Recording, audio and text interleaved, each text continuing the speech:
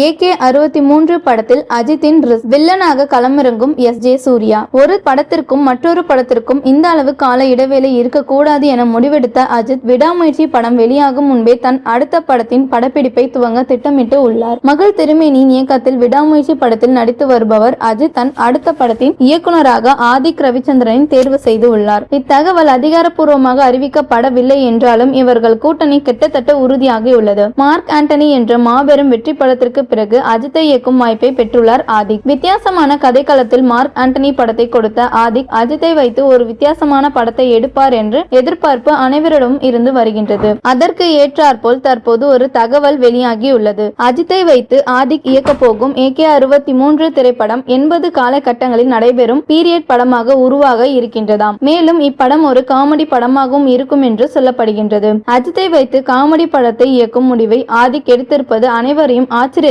ஆழ்த்தியுள்ளது. இதுவரை அஜித் ஒரு முழு நேர காமெடி படத்தில் நடித்ததே இல்லை. எனவே AK-63 திரைப்படம் காமெடி படமாக இருந்தால் அஜித் ரசிகர்களுக்கு புதுமையான அனுபவத்தை கொடுக்கும் என எதிர்பார்க்கப்படுகின்றது. மேலும் இப்படம் ஒரு மல்டி ஸ்டார் படமாக உருவாக இருக்கின்றதாம். அஜித்துடன் இப்படத்தில் இணைந்து அரவிந்த் சாமி, S.J. சூர்யா ஆகியோர் நடிக்க உள்ளதாக தகவல் வந்து உள்ளது. மேலும் நாயகியாக தபு இடத்தில் நடிக்க உள்ளார். இவர் ஏற்கனவே அஜித்துடன் கண்டு கொண்டேன் என்ற படத்தில் நடித்திருக்கின்றார். எனவே அஜித்தை வைத்து வித்தியாசமான வித்தியாசமான ஸ்கிரிப்ட் காஸ்டில் AK-63 திரைப்படத்தை உருவாக்க திட்டமிட்டு உள்ளார் ஆதிக். இந்த நிலையில் அஜித் மற்றும் ஆதிக் இணையும் AK-63 படத்தை பற்றிய அதிகாரப்பூர்வ அறிவிப்பு விரைவில் வெளியாகும் என்றும் ஏப்ரல் மாதம் இப்படத்தின் படப்பிடிப்பு துவங்கும் என்றும் எதிர்பார்க்கப்படுகின்றது.